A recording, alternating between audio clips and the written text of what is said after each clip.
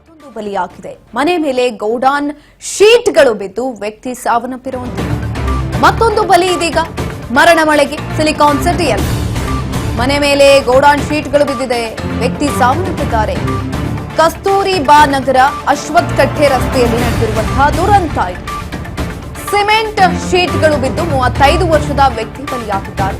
ಬಿರುಗಾಳಿ ಮಳೆಗೆ ಮನೆ ಮೇಲೆ ಬಿದ್ದಿದ್ದಂತಹ ಗೌಡಾನ್ ಶೀಟ್ಗಳು ಹಲವು ಮನೆಗಳಿಗೆ ಹಾನಿ ಕೂಡ ಆಗಿದೆ. ಈ ಸಂದರ್ಭದಲ್ಲಿ ಗೋಡಾನ್ಗಳು ಕೂಡ ಧ್ವಂಸವಾಗಿದೆ.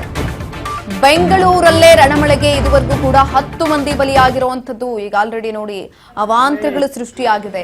ಸಿಮೆಂಟ್ ಶೀಟ್ಗಳು ಮನೆ ಮೇಲ್ಗಡೆ ಅಲ್ಲಿ ವ್ಯಕ್ತಿ ಇರ್ತಾರೆ, 35 ವರ್ಷ ಅವ್ರಿಗೆ ಸಾವನ್ನಪ್ಪಿರುವಂತದ್ದು. ಬಿರುಗಾಳಿ ಮಳೆಗೆ ಮನೆ ಮೇಲೆ ಗೋಡಾನ್ ಶೀಟ್ಗಳು ಬಿದ್ದಿದ್ದರಿಂದ ವ್ಯಕ್ತಿ ಸಾವನ್ನಪ್ಪಿದ್ದಾರೆ. ಈಗ ಆಲ್ರೆಡಿ ಬೆಂಗಳೂರಿನಲ್ಲಿ ರಣಮಳೆಗೆ 10 ಮಂದಿ ಬಲಿಯಾಗಿದ್ದಾರೆ. ಇನ್ನು ಅದೆಲ್ಲೆಲ್ಲಿ ಯಾವ್ಯಾವ ಕಡೆ ಯಾವ್ಯಾವ ಪರಿಸ್ಥಿತಿ ಇದೆ ಅಂತ ಗೊತ್ತಾಗ್ತಾ ಇಲ್ಲ. ಸದ್ಯದ ಮಟ್ಟಿಗೆ ಸಿಗ್ತಾ ಇರುವಂತಹ ಮಾಹಿತಿ ಇದೆಲ್ಲವೂ ಕೂಡ ನಿನ್ನೆಯಿಂದ ಆಗಿರುವಂತಹ ಅವಾಂತರಗಳು ಇದೆಲ್ಲವೂ ಕೂಡ ಅಷ್ಟು ಮಳೆ ಬಂದಿದೆ.